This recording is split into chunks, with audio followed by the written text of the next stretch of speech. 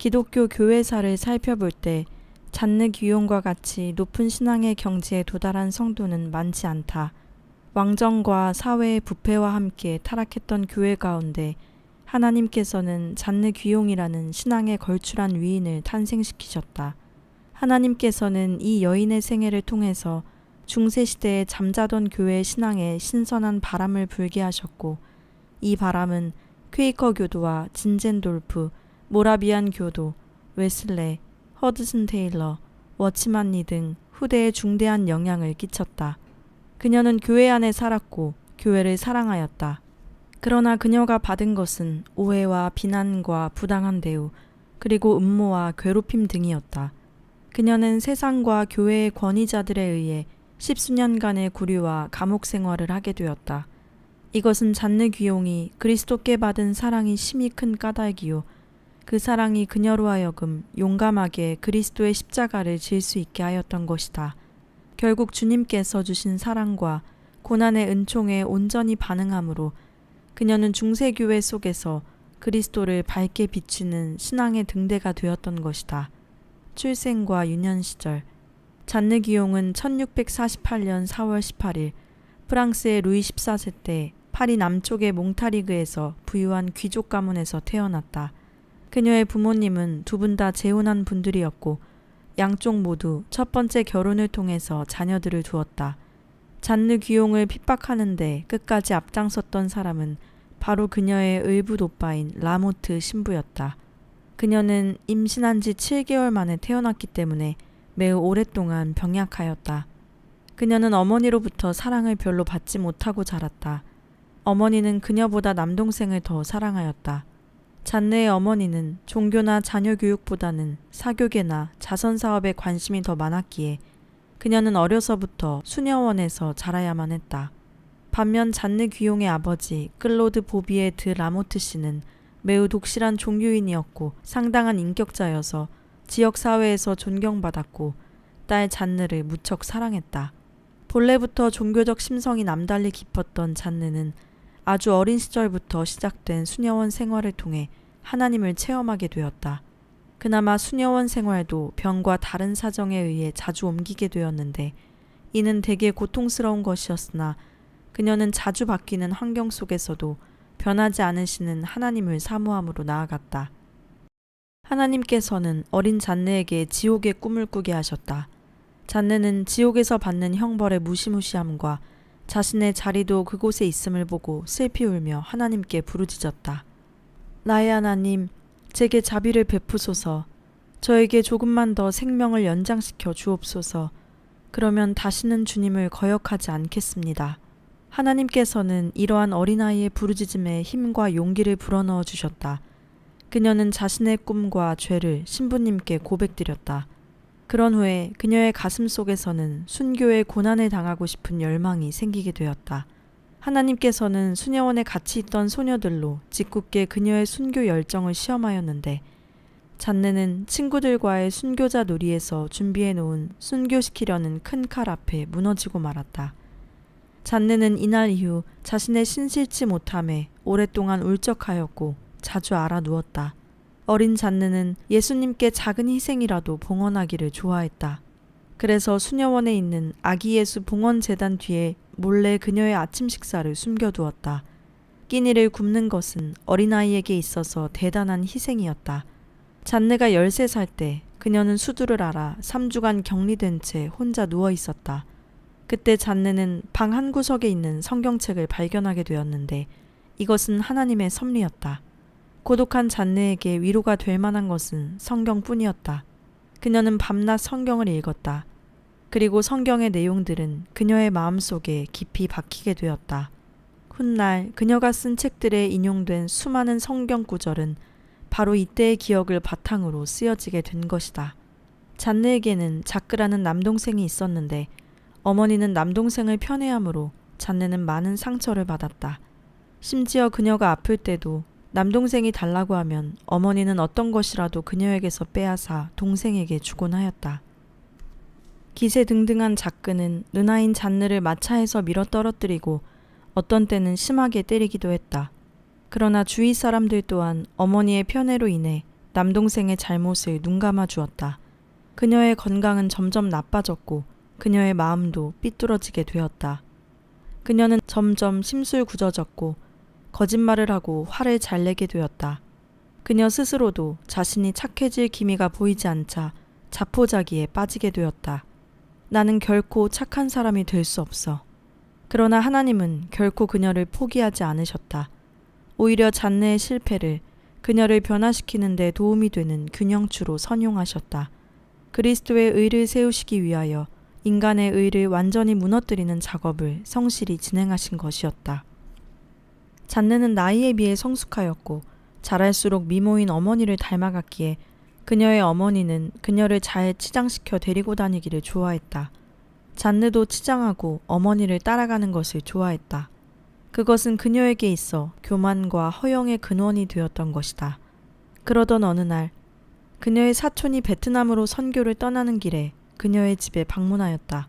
사촌이 떠난 후 사촌의 위엄과 그가 말한 이야기들이 그녀의 가슴에 깊숙이 박히게 되었다.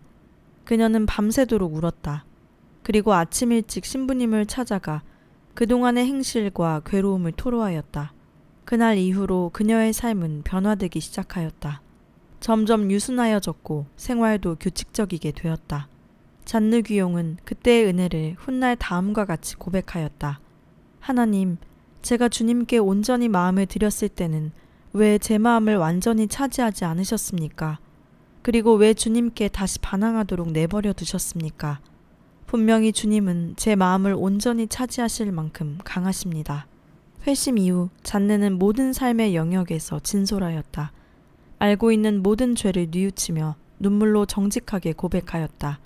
하나님께서 자신의 전 영역을 정복하실 수 있도록 의지를 온전히 드리기를 기도했다. 물론 온전히 드리지 못한 부분도 약간은 남아 있었으나 하나님께서는 그녀를 인도해 가시었다. 마음속에서 일어나는 아주 작은 어떤 분노나 교만이나 지극히 작은 죄까지도 철저히 다루어 나가셨다. 잔느의 기도 생활에도 많은 변화가 주어졌다. 종교적인 의식을 지켜나갔고 기도와 독서를 위해 하루 종일 침묵하기도 했고 가난한 사람들에게 가진 모든 것을 나누어 주었다. 심지어 식탁보까지 그들의 집에 갖다 주었다. 성 프랜시스 샬레시오의 책을 통해 영적인 기도가 무엇인지 배웠고 지도 신부에게 그러한 기도를 가르쳐 달라 했으나 받아들여지지 않았다. 기도에 갈급하였으나 뜻대로 이루어지지 않았기에 그녀는 오랫동안 꾸준히 하나님께 전심으로 기도의 은사를 달라고 간청하였다. 어느 날 샹딸 부인의 생애에 대한 책을 읽던 중 너의 마음판에 나를 봉인으로 새기라 는 말씀을 듣고 달구어진 다리미로 예수님의 이름을 가슴에 새긴 샹딸 부인의 행실을 보고 그녀도 사모하는 예수님의 이름을 종이에 쓴 뒤 바늘로 내 귀퉁이를 살가죽에 꿰매서 붙이고 다녔다. 그 종이는 그 후로도 오랫동안 붙어 있었다. 이 일이 있은 후 잔느는 수녀가 되기로 마음에 작정을 하였다. 하지만 부모님의 반대로 그의 결심은 무산되고 말았다. 그리고 아버지의 소개로 친척 중 한 분을 소개받게 되었는데 그는 매우 교양 있는 젊은 신사였다. 잔느는 그 신사와 연애를 하게 되었다. 잔느는 그와의 시간을 갖기 위해서 기도를 중단해야만 했다.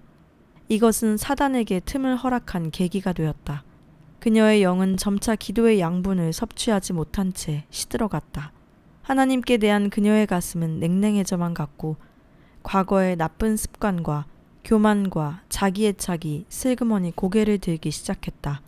그녀는 이때의 심정을 다음과 같이 고백하였다. 기도는 사탄이 침입할 수 없는 요새입니다. 사탄은 그 요새 주위를 포위하고 공격하며 소란스럽게 합니다. 그러나 우리가 충실하고 굳게 지키는 한 사탄은 우리를 해칠 수 없습니다. 결혼식 후 시댁에 도착하자마자 잔느는 그곳이 그녀의 초상집이라는 것을 깨달았다. 결혼 당시 잔느의 나이는 16세였다. 시댁 식구들의 생활 방식은 친정집과 전혀 달랐다. 전에 친정에서는 점잖게 행동하고 말도 예의 바르게 해야 했다. 그러면 아버지는 그런 그녀를 칭찬해 주었다. 하지만 시댁에서는 누구도 그녀의 말을 들으려 하지 않았고 오히려 반박하면서 그녀의 결점만 들추어내려 했다. 또한 친정에서는 자유롭게 질문하라고 격려받았으나 시댁에서는 질문하고 이야기하면 논쟁하려 든다고 책망을 하였다. 그녀는 남편과 함께 있을 자유도 없었기에 점차 생기를 잃고 바보가 되어갔다. 이러한 시련은 그녀로 하여금 하나님을 향하도록 해주었다. 그녀는 그동안 살아오면서 행하였던 모든 것을 정직하게 고백하고 통회하는 시간을 갖기 시작하였고, 적어도 결혼한 후에는 의도적으로 죄를 짓지 않도록 마음먹었다. 그리고 다시 기도를 통한 주님과의 대화를 하기 시작하였고, 더 이상 하나님을 거스르지 않으려 노력하였다. 그러나 여전히 그녀에게는 허영심이란 끈질긴 죄의 욕구가 따라다녔다. 그때까지만 해도 아직까지 잔느는 그녀의 허영심의 본질을 꿰뚫을 만큼의 빛 가운데 거하지 못하였기 때문에 표면적인 주님과의 관계에 머물러 있을 뿐이었다. 잔느의 결혼 생활을 어렵게 한 것은 실상은 그녀의 허영심을 기초한 범죄들이었다.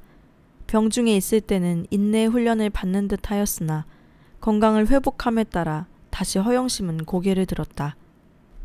매우 드물기는 하였으나 그녀는 사람들에게 예쁜 손을 보이려고 장갑을 벗고 다니는 어리석은 짓을 하기도 하였다.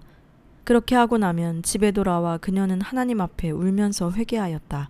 하나님께서는 이런 그녀의 허영심을 극복하게 하기 위하여 시어머니와 더불어 그녀를 함부로 대하였던 하녀를 붙여주셨다. 잔느는 주님의 인도하심을 이해하였고 순응하기를 원하였기에 머리 모양도 평범하게 바꾸었고 화장도 하지 않았으며 거울도 들여다보지 않으려 하였다. 독서 또한 적은 양의 영서들로만 제한하여 읽었다. 하녀가 그녀의 머리를 빗기는 동안 그녀는 허영심의 욕망을 포기하고 하녀의 손에 모든 손질을 맡기고 하녀의 영적 향상을 위하여 큰 소리로 책을 읽어주었다. 그러면서 잔느는 전보다 훨씬 허영으로부터 자유로울 수 있었다. 하나님에 대한 사랑에 비해 뽑히지 않는 허영심과 매일 억압된 생활의 교차 속에 그녀는 마침내 큰 병을 얻었다. 이 병은 오래 지속되었고 점점 심해져서 의사도 절망적인 선언을 하였다. 주위의 모든 이들이 슬픔 속에 잠겨 있을 때 유독 그녀의 죽음에 무관심한 것은 오직 그녀 자신뿐이었다. 그녀는 아무런 두려움 없이 죽음을 받아들였고 죽음이 임박했을 때도 담담하였다. 하나님은 이런 그녀에게 기적적으로 건강을 회복시켜 주셨다. 이 사건은 그녀로 하여금 큰 고통을 참아내는 인내심을 얻는 것 외에 세상의 모든 것이 얼마나 허무한 것인지를 체험하게 하였다. 그 후로 그녀는 전보다 더욱 달갑게 고통을 받아들이게 되었다. 오랫동안 쇠약했던 잔느는 점차 건강을 회복하였다.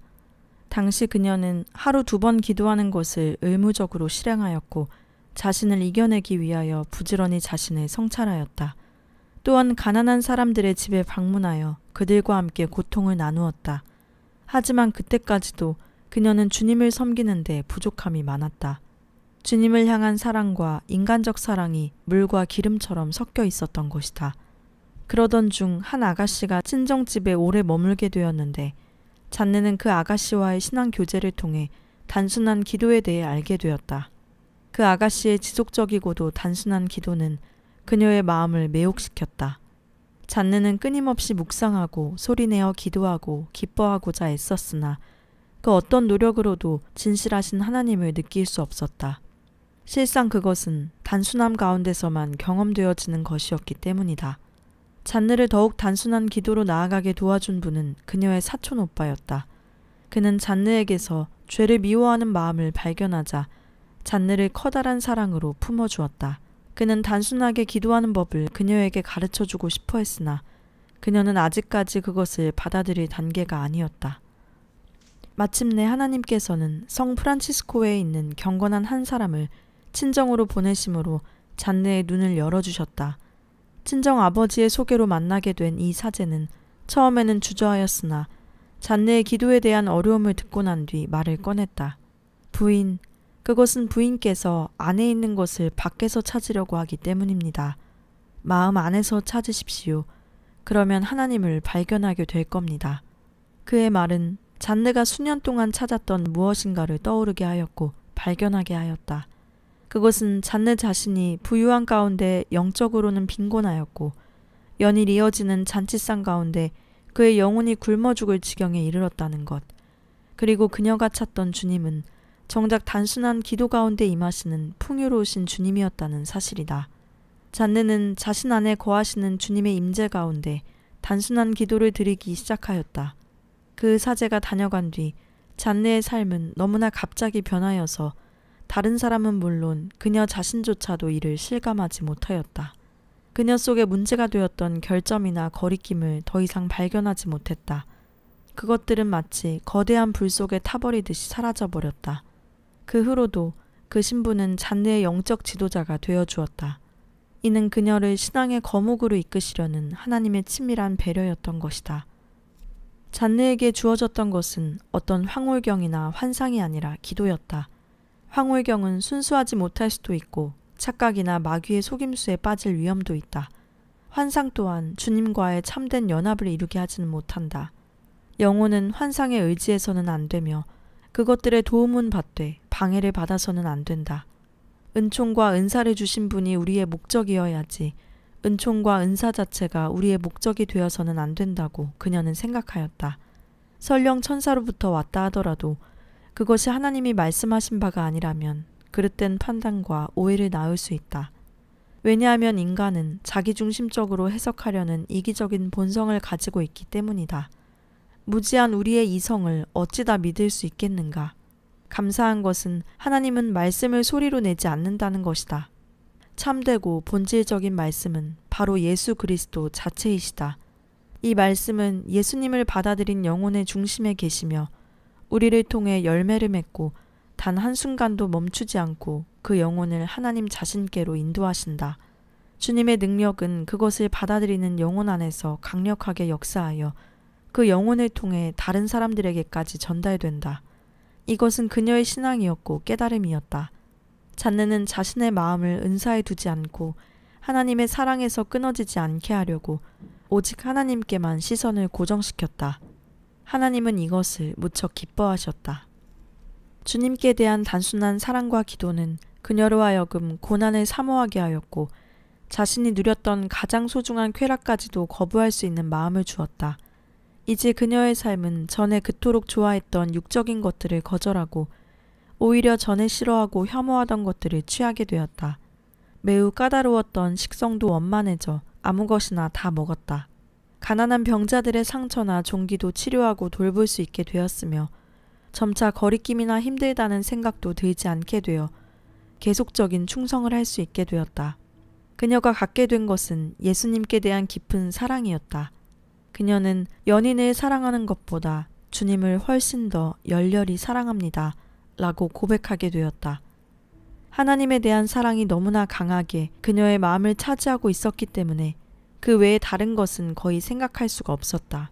하나님께서는 그녀의 마음에 말씀 자체를 심어 놓으셨기 때문에 때로는 말씀을 듣거나 묵상하는 일에 주의를 기울이지 못하더라도 그 효력은 항상 있었다. 그 효력은 다양한 형태와 방식으로 나타났다. 순수한 사랑의 열정은 주님을 위해 기꺼이 고통도 감수할 용기를 심어주었다. 단순히 고통을 벗어나는 것만 즐거워하는 것은 고통의 가치를 모르는 것이다. 하나님의 거룩한 정의가 이루어지기를 바라는 사람은 주님의 고통에 참여함으로 하나님의 공의를 성취한다. 이제 그녀의 유일한 기쁨은 그녀의 유일한 사랑, 하나님과 단둘이 있는 것이었다.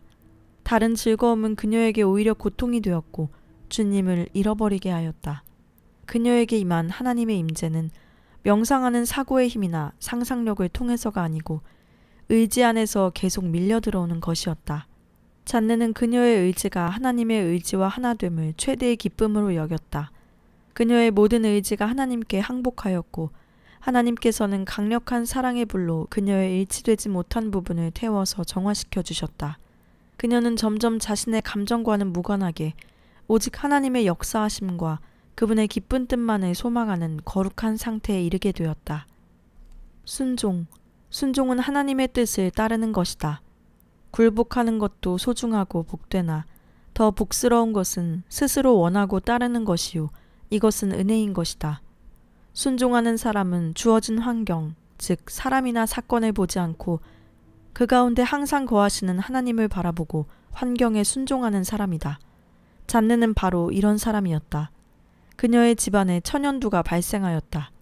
어린 딸은 천연두에 걸려 곧 죽을 것처럼 심하게 앓고 있었고 큰아들 역시 천연두를 앓아 흉한 얼굴로 변했다. 주위 사람들은 잔느를 포함한 나머지 집안 식구들을 피신하기를 원했으나 잔느는 그렇게 할 수 없었다. 피신하고 싶지 않아서가 아니라 큰아들을 애지중지 사랑하는 시어머니가 싫어하였기 때문이었다. 사람들은 잔느를 설득하려고 할 때 그녀는 시어머니의 싫어함을 말하지 않았다. 시어머니의 허락 없이는 움직이지 않았는데 이는 그녀가 시어머니의 뜻을 하나님의 뜻으로 생각하였기 때문이다. 잔느는 아무 대책을 세우지 못하는 자신의 모습에 고통스러웠다.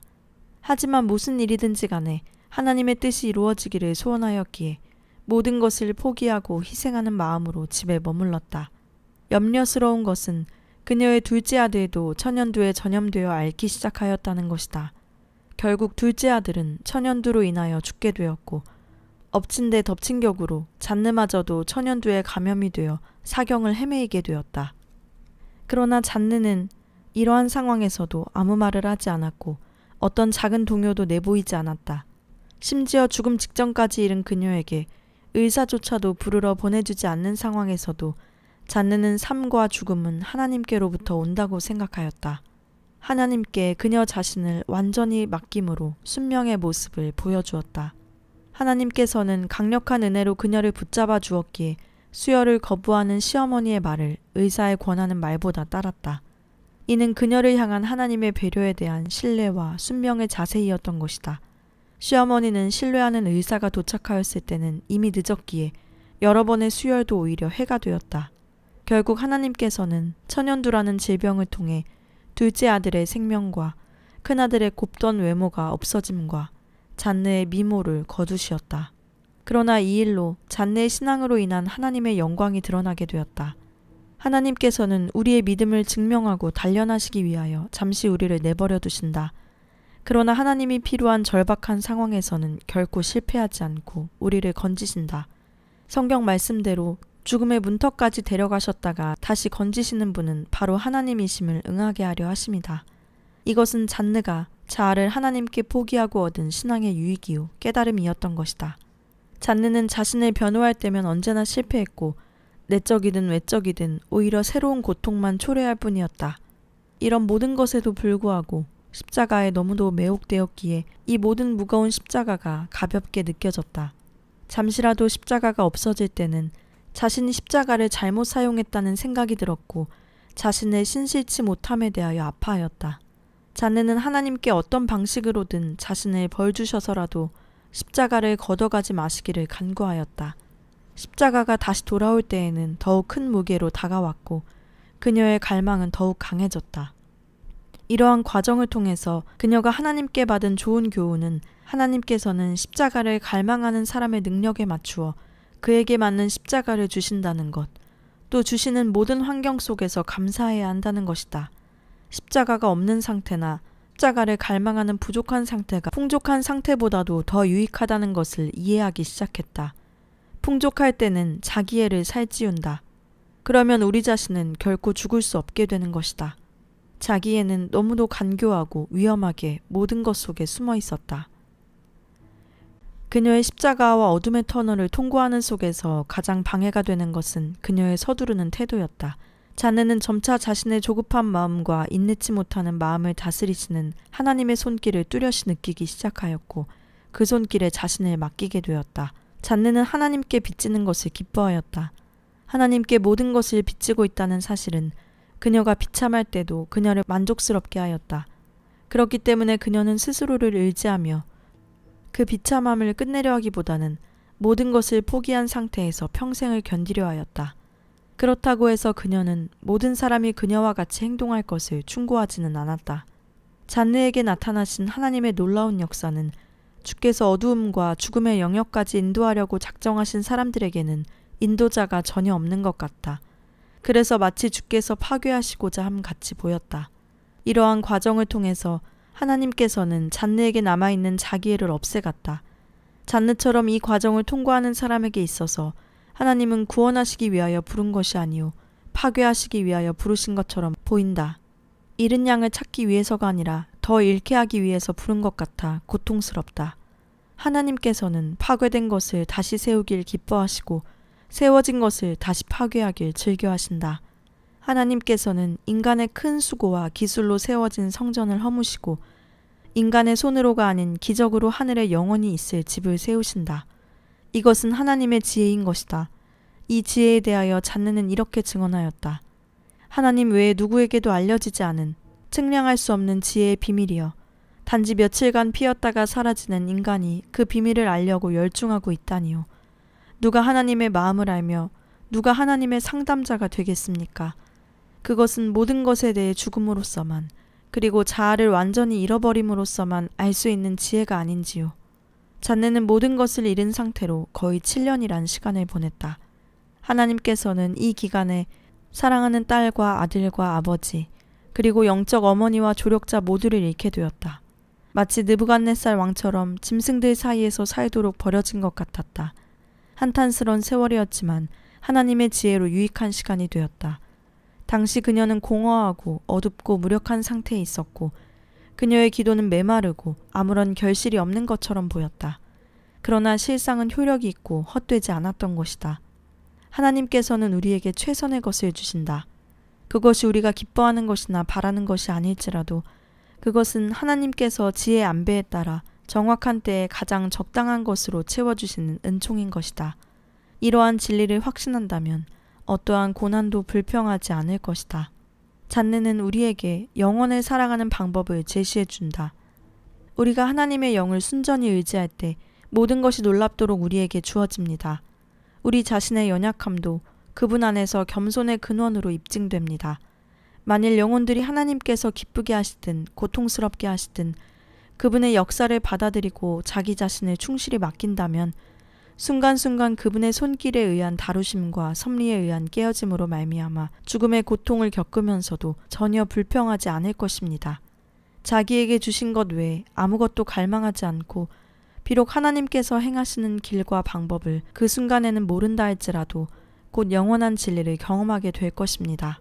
잔느의 고백은 우리로 하여금 하나님께서 쓰시고자 하는 사람을 어떻게 다루시는가를 살펴볼 수 있다. 하나님께서는 인생을 낮추시고 자신이 아무것도 아님을 철저히 깨닫게 하시고 또한 자기 스스로 아무것도 할 수 없는 자를 통하여 가장 위대한 일들을 이루시는 것이다. 하나님께서는 잔느를 오랜 세월 동안 광야 훈련을 받게 하셨다. 비록 당시에는 그녀가 알지 못했다 할지라도 잔느는 하나님께 쓰실 만한 그릇으로 만들어져 가고 있었다. 결국 잔느는 이 과정을 통해서 세상의 가치관을 가지고 볼 땐 실로 보잘것없는 사람이 되었다. 그녀는 자신을 위한 꿈도 미래도 소망도 목표도 잃게 되었다. 이제 남은 것은 다만 하루하루 그녀에게 주시는 하나님의 어떠한 손길이라도 하나님의 선하심을 믿는 마음으로 감사함으로 받아들이는 것뿐이었다. 그러기에 그녀는 어떠한 반대 세력이 온다 할지라도 슬퍼하거나 노하지 않을 수 있게 되었다. 왜냐하면 그녀가 행하고자 하는 일은 모두 하나님께서 시키시는 일이요. 그녀는 단지 주의 뜻이 이루어지이다 라는 믿음으로 순종할 따름인 것이다. 즉 모든 환경은 다만 하나님의 경륜을 따라 진행되는 것뿐이다. 이제 더 이상의 걱정과 두려움은 주 안에서 잊혀진 것이다. 이것이 영혼을 살아가는 방법이다.